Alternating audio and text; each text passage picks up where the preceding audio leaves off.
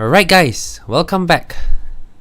We're heading into the game 2 of Newbee vs VG, the Perfect World Masters Grand Finals. I'm Ace and right now I'm into the draft analysis. Alright, so in game 1, I mentioned that I felt the draft was very even, maybe just slightly to VG's favored. But Newbee played really well in the early game. They totally dominated the Tinker in the mid lane. The Clockwork ganked him like 2-3 times and the Tinker just fell so far behind. And when the Tinker is behind, and they forced Paparazzi on the Weaver to constantly join the fights to create the space that the Tinker need to come back into the game. And although Paparazzi did that, and they did win a few fights here and there, but Newbee was able to maintain the net worth because the Tinker was so far behind. They weren't able to do the Beastmaster Tinker combo with the global presence on the map. They weren't able to force Newbee to narrow down their farm areas and map control. As a result, Newbee they was just able to farm on Queen of Pain as well as Gyrocopter all the way, and Bat Rider was just constantly looking for pickoffs. And just because of that, the early lead that Newbee had, they were able to snowball their potential. And because of this early lead, the Queen of Pain, which I mentioned, he needed a Lincoln Sphere, he needed an Orchid, and because he had that early lead, naturally he has the potential to get these items before VG Gaming has any threat to him. And once he has that two items, he's protected defensively as well as he has a offensive potential against the Weaver. The early Orchid as well, he forces the Weaver to either get some sort of anti-silence item, either a BKB or a Lincoln Sphere alone. It's not going to be enough because Newbee had the tools to definitely break the Lincolns and pop the Orchid onto the Weaver. There was just so much on the Weaver that game because of how shut down the Tinker was. And as a result, I think the whole game was decided on just the laning phase alone. VG didn't have the capabilities to come back, although they have a Tinker high ground defense, but they just weren't able to come back and farm, and Newbee didn't make any mistakes to allow VG to come back as well. So yeah, all in all, I think Newbee played really well, and let's head into Game 2's draft analysis. The bans are pretty similar. Newbee this game they have the second pick, but they ban the same heroes. They ban Elder Titan, Bane as well as Shadowman, and VG, although they have first pick this time, they still choose to ban the Omni Knight. So they don't actually prioritize this on Young 11. Actually, Young 11 is, from what I watch his games, he's a very strong Omni Knight, but just maybe they don't really prioritize it as much as Newbee, and they feel like they want to remove it out of the pool. Okay, with the first pick, VG go for the position 5 Winter Wyvern. Very stable, strong laning support with defensive capabilities, a good teamfight ultimate, and a strong wave to push out waves as well. So it's a very all-rounded position 5 hero. Newbee they go for Ogre again and the Gyro. So two same picks by Newbee in the first phase. And VG they go back for Lifesteal. Lifesteal was banned against VG Gaming in game 1 in the second phase, but now they decide to just pick it right here in the second pick. It's a good carry answer to a Gyrocopter. Not necessarily a hard counter, but it does really well against Gyro generally in the team fights. Your Rage avoids the cooldown, and although you can still take damage from Flag Cannon as well as Rocket Barrage, but you're tanky enough and you can feast back the damage that he deals to you. Right now, VG is gonna need some form of like Lifestealer Bomb, maybe like a Puck or something. And which is why Newbee banned the Bat Rider, because Bat Rider is a very good answer, a very good pairing with Lifestealer, and the Death Prophet as well. Death Prophet is not a Lifestealer bomb, but it's just a very stable mid hero for the Chinese teams. Both teams definitely want that hero, but not so much on Newbee this time around. That they choose to ban it. And VG on the other hand, they banned Medusa as well as Outward Devourer. Okay, so Lifestealer is very susceptible to getting kited, and Medusa is one of that who is very good at kiting heroes with his Stone Gaze, as well as his just innately very tanky with his high mana pool and high health pool.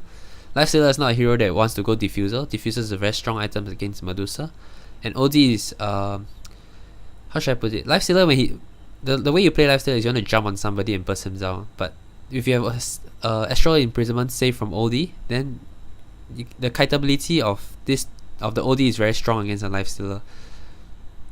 And also, Lifestealer has very low intel, so once his rage ends, OD is definitely going to kite him with his 4-star. He's going to do get intel stacks from other heroes from like Core Embrace. Core Embrace spells, when the target is Core Embrace, the OD is able to steal intelligence from that target very easily because he's stuck there, and OD can just right click him non-stop to steal as much intelligence as he wants.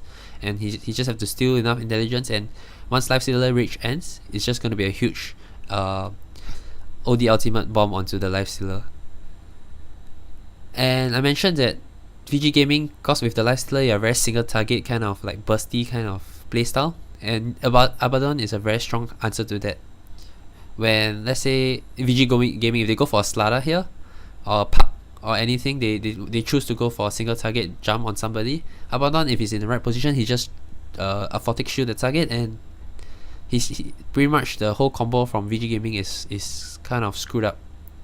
So it's a very strong offlane pick for KP here, I would say. It's a very good laner against Lifestealer as well. Lifestealer relies a lot on his open wounds to slow down enemies and try to kill him, but every time he gets open wound, he just have to pop his aphotic shield on himself and the slow is removed. VG Gaming here, I still feel they're gonna need a Lifestealer bomb. Ori's Puck is pretty strong, goes pretty well with their lineup here. Slada might not be so good because of the Abaddon. Like, you can just remove corrosive haste with your aphotic shield. Instead they go for the Sand King. So this is a position 4 hero that can act as a Lifestealer bomb, but yet it's not as all in as Slada, just because of how strong Abaddon is against corrosive haste. Sand King doesn't do the same. He doesn't have that minus armor spell, but he has a lot of crowd control.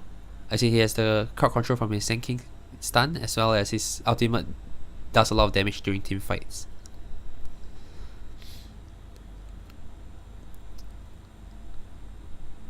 Okay, so right now VG Gaming, although let's say if they have the potential to kill this Abaddon in the lane with this Winter Wyvern Lifestealer as well as Sand King combination.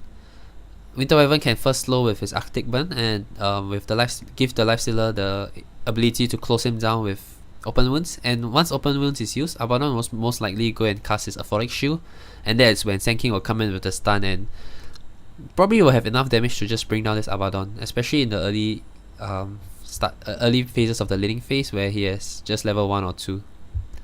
Newbee instead is a team that goes for this Slada. They still lack their position 4 hero, and it's a really strong position 4 hero considering you have the level 7. At level 7 you have level 4 Guardian Sprint, and that allows you to have like 700 move speed along the river. It allows for very quick rotations. It has a form of initiation which currently Newbee lacks. They don't have any form of initiation apart from this Slada right now. They have an off lane which usually KP will play team fighting off laners, but Abaddon is definitely not one of them. He doesn't have any lockdown. He's more of a front lining tank or like a saving defensive kind of hero. Newbee, they ban away the Brewmaster. Brewmaster is going to be a very strong hero against Abaddon. Like, you can just pop your ultimate and cyclone the Abaddon constantly in the air, and making this Abaddon's impact very lackluster, but making it very difficult for this Abaddon to have an impact in the fights. VG, they decided to ban the Queen of Pain towards SCCC, seeing that Newbee lacks his hero once again, and Queen of Pain is just a very stable SCCC hero pick. VG went for the Storm Spirit here. As I mentioned, Newbee, they lack lockdown. They only have Ogre stun as well as Slada, and it's very hard for Ogre to get the stun onto Storm Spirit unless the Storm zips into the Ogre. The only form of initiation on this Storm during his, like, let's say he's farming on the lanes and everything, it's gonna be the blink on the Slada. So it's very easy for a Storm Spirit to actually play around it, and he can actually farm out the map pretty well.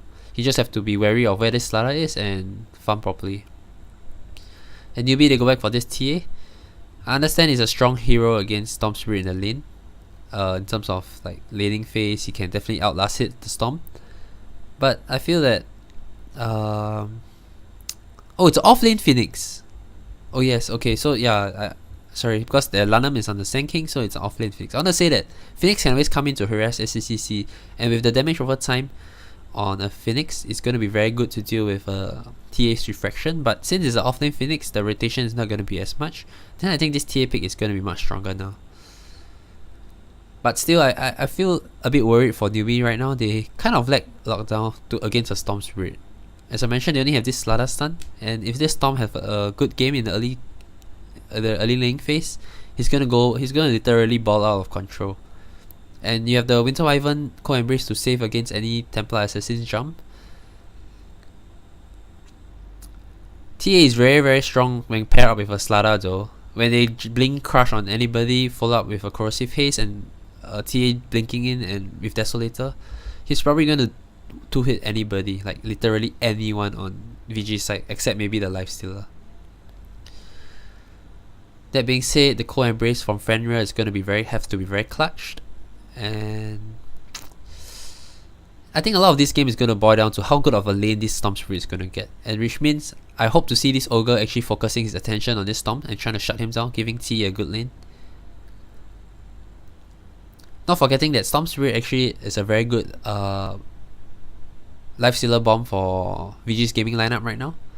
And also the Phoenix, he can always Icarus dive in, pop his ultimate, and the Lifestealer can pop out as well. So now they have 3 tools to initiate with the Lifestealer: the Storm Spirit, the Phoenix, as well as the Sand King. All in all, I want to say this, both drafts are very very strong in their own rights. On Newbee, as I mentioned, you have the saves from Abaddon against any form of initiation that VG Gaming is going to throw into them, and you have the Slada plus TA's damage burst, physical damage burst, which is really insane. On the other hand, you have VG, which they have a Storm Spirit which could easily just become a very strong threat on the map, and Newbee might not have the answers to do with them. So if VG win, it's gonna be on a very strong laning phase from their supports roaming and giving this Storm Spirit a good start. But if that doesn't happen and Newbee is able to take a good laning phase and snowball their heroes with TA as well as Gyrocopter, I don't think VG can match up the farm against them, and it will just result in Newbee crushing the game yet again. So yeah, that's all for Game 2's draft analysis. Let me know if you have any comments in the video, the comment section below, and please like my video, subscribe to my channel if you like what I do, and thanks for watching, guys.